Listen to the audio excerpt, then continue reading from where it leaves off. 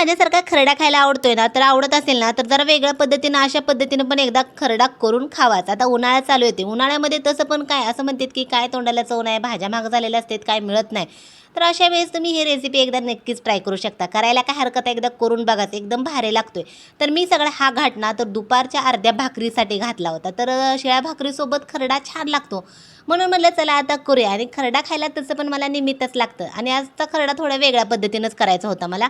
तर मी काय केलं होतं, एक बटाटा बारीक असा कट करून घेतला होता साल काढून आणि तेलामध्ये तळून घेतला. त्याच तेलामध्ये मिरची आणि लसूण पण तळून घेतला. नंतर जो तळलेला बटाटा, मिरची, लसूण, कोथिंबीर आणि मीठ घालायचं. इथं मला थोडासा वेळ झाला होता, त्यामुळे मी मिक्सरमधून फिरवून घेतला. तुमच्याजवळ वेळ असेल ना, तर चांगला वरवंट्याने ठेचून घ्यायचा.